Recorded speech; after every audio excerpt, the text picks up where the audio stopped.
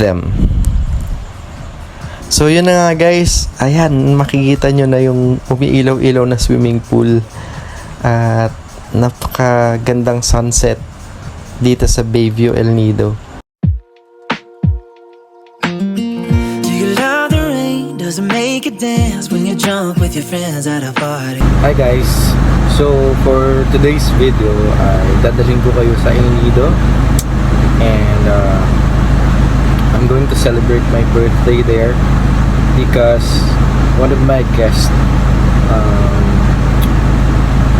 promised me to celebrate my birthday there in El Nido.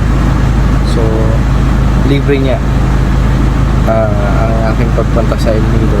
So that is one of the advantage of being a travel agent. So when you meet